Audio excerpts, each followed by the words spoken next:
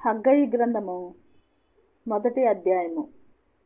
రాజైన దర్యావేషు ఏలుబడి యందు 2వ సంవత్సరము 6వ నెల మొదటి దినమున ప్రవక్తయగు హగ్గయి ద్వారా యూదా దేశము మీద అధికారియు షయల్తీయేలు కుమారుడునైన జెరుబ్బాబెలుకును ప్రధాన యాజకుడును యెహోజాదాకు కుమారుడునైన యెహోషువకును యెహోవా వాక్కు ప్రత్యక్షమై ఈలాగు సెలవిచ్చెను. సైన్యములకధిపతియగు యెహోవా ఆజ్ఞ ఇచ్చినదేమనగా, సమయమింక రాలేదు, యెహోవా మందిరమును కట్టించుటకు సమయమింక రాలేదని ఈ జనులు చెప్పుచున్నారే. అందుకు యెహోవా వాక్కు ప్రత్యక్షమై ప్రవక్తయగు హగ్గయి ద్వారా సెలవిచ్చినదేమనగా, ఈ మందిరము పాడయుండగా మీరు సరంబి వేసిన ఇండ్లలో నివసించుటకు ఇది సమయమా? కాబట్టి సైన్యములకధిపతియగు యెహోవా సెలవిచ్చినదేమనగా, మీ ప్రవర్తనను గూర్చి ఆలోచించుకొనుడి.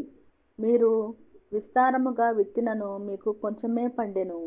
మీరు భోజనము చేయుచున్నను ఆకలి తీరకయున్నది, పానము చేయుచున్నను దాహము తీరకయున్నది, బట్టలు కప్పుకొనుచున్నను చలి ఆగకున్నది. పనివారు కష్టము చేసి జీతము సంపాదించుకొనినను జీతము చినిగిపోయిన సంచిలో వేసినట్టుగా ఉన్నది. కాగా సైన్యములకధిపతియగు యెహోవా సెలవిచ్చినదేమనగా, మీ ప్రవర్తనను గూర్చి ఆలోచించుకొనుడి. పర్వతములెక్కి మ్రాను తీసుకొని వచ్చి మీరు ఈ మందిరమును కట్టించిన ఎడల దానియందు నేను సంతోషించి నన్ను ఘనపరచుకొందునని యెహోవా సెలవిచ్చుచున్నాడు. విస్తారముగా కావలెనని మీరు ఎదురుచూచితిరి గాని కొంచెముగా పండెను. మీరు దానిని ఇంటికి తేగా నేను దానిని చెదరగొట్టితిని. ఎందుచేతనని యెహోవా అడుగుచున్నాడు. నా మందిరము పాడైయుండగా మీరందరూ మీ మీ ఇండ్లు కట్టుకొనుటకు త్వరపడుట చేతనే గదా. కాబట్టి మిమ్మును బట్టి ఆకాశపు మంచు కురవకయున్నది, భూమి పండకయున్నది.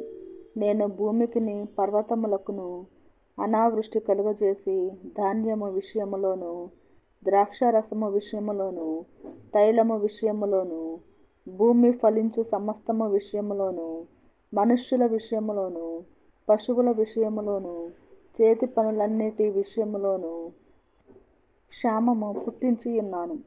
షయల్తీయేలు కుమారుడైన జెరుబ్బాబెలును యెహోజాదాకు కుమారుడును ప్రధాన యాజకుడునగు యెహోషువయు శేషించిన జనులందరూ తమ దేవుడైన యెహోవా మాటలు ఆలకించి తమ దేవుడైన యెహోవా ప్రవక్త అయిన హగ్గయిని పంపించి తెలియజేసిన వార్త విని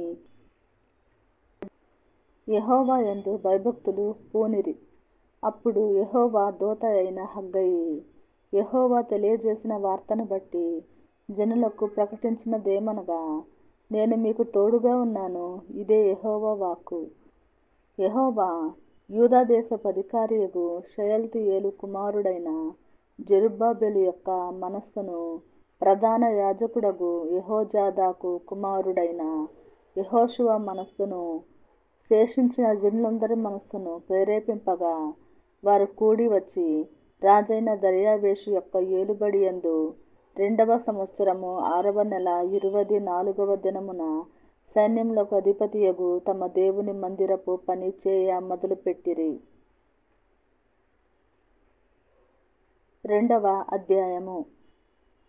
7వ నెల 21వ దినమున యెహోవా వాక్కు ప్రవక్తయగు హగ్గయికి ప్రత్యక్షమై సెలవిచ్చినదేమనగా, నీవు యూదా దేశపు అధికారియగు షయల్తీయేలు కుమారుడైన జెరుబ్బాబెలుతోను ప్రధాన యాజకుడగు యెహోజాదాకు కుమారుడైన యెహోషువతోను శేషించిన జనులతోను ఇట్లనుము. పూర్వకాలమున ఈ మందిరమునకు కలిగిన మహిమను చూచిన వారు మీలో ఉన్నారు గదా. అట్టివారికి ఇది ఎట్టిదిగా కనబడుచున్నది? దానితో ఇది ఎందునను పోలినది కాదని తోచుచున్నది కదా.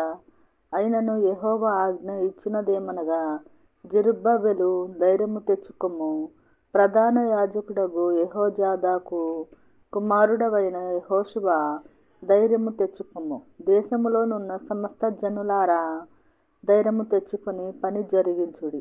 నేను మీకు తోడుగా ఉన్నాను, ఇదే సైన్యములకు అధిపతియగు యెహోవా వాక్కు. మీరు ఐగుప్తు దేశములో నుండి వచ్చినప్పుడు నేను మీతో చేసిన నిబంధన జ్ఞాపకము చేసుకునుడి. నా ఆత్మ మీ మధ్యన ఉన్నది గనుక భయపడకుడి. మరియు సైన్యములకు అధిపతియగు యెహోవా సెలవిచ్చినదేమనగా, ఇక కొంతకాలము ఇంకొక మారు ఆకాశమును, భూమిని, సముద్రమును, నేలను నేను కంపింపజేతును. నేను అన్ని జనులనందరినీ కదిలింపగా అన్ని జనులందరి యొక్క ఇష్ట వస్తువులు తేబడును. నేను ఈ మందిరమును మహిమతో నింపుదును. ఇదే సైన్యములకు అధిపతియగు యెహోవా వాక్కు. వెండి నాది, బంగారు నాది, ఇదే సైన్యములకు అధిపతియగు యెహోవా వాక్కు.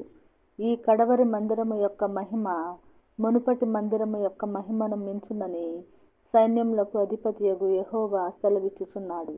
ఈ స్థలమందు నేను సమాధానము నిలుపననుగ్రహించెదను. ఇదే సైన్యములకు అధిపతియగు యెహోవా వాక్కు.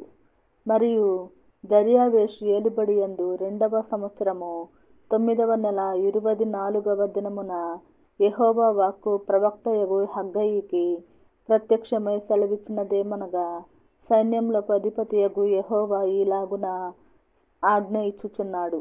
యాజకుల యొద్ద ధర్మశాస్త్ర విచారణ చేయుము. ఒకడు ప్రతిష్ఠితమైన మాంసమును తన వస్త్రపు చెంగున కట్టుకొని తన చెంగుతో రొట్టెనైనను, వంటకమునైనను, ద్రాక్షరసమునైనను, తైలమునైనను, మరి ఏ విధమగు భోజన పదార్థమునైనను ముట్టిన ఎడల ఆ ముట్టినది ప్రతిష్ఠితమగునా అని యాజకులను అడుగగా వారు కాదనిరి.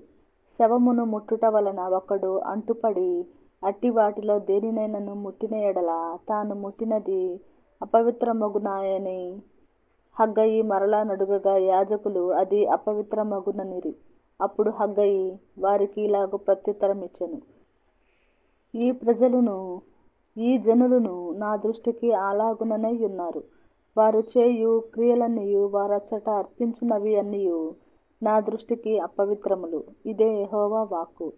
ఈ రాతి మీద రాయి ఉంచి యెహోవా మందిరము కట్టనారంభించినది మొదలుకొని ఆ వెనుక మీకు సంభవించిన దానిని ఆలోచన చేసుకొనుడి. నాట నుండి ఒకడు 20 కుప్పల కంకులు వేయగా 10 కుప్పలంత ధాన్యమే తేలుచున్నది. తీసుకొనవలనని 50 కొలల తొట్టి యొద్దకు ఒకడు రాగా 20 కొలలు మాత్రమే దొరుకును. తెగులుతోనూ కాటుకతోనూ వడగండ్లతోనూ మీ కష్టార్జితం అంతటిని నేను నాశనము చేసి ఉన్నాను. అయినను మీలో ఒకడునూ తిరిగి నా యొద్దకు రాలేదు. ఇదే యెహోవా వాక్కు. మీరు ఆలోచించుకునుడి. ఇంతకు ముందుగా 9వ నెల 24వ దినము నుండి, అనగా యెహోవా మందిరపు పునాది వేసిన నాట నుండి మీకు సంభవించిన దానిని ఆలోచించుకొనుడి. పొట్లలో ధాన్యమున్నదా?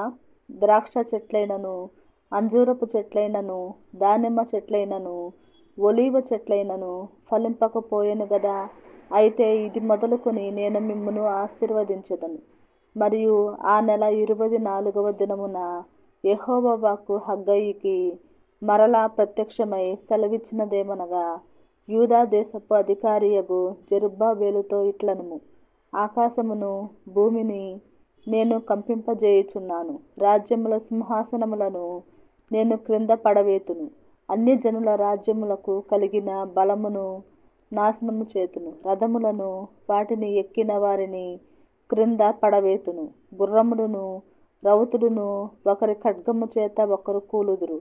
నా సేవకుడవును షయల్తీయేలు కుమారుడవునైన జెరుబ్బాబెలు, నేను నిన్ను ఏర్పరచుకొని ఉన్నాను గనుక ఆ దినమున నేను నిన్ను తీసుకొని ముద్ర ఉంగరముగా చేతును. ఇదే సైన్యములకు అధిపతియగు యెహోవా వాక్కు.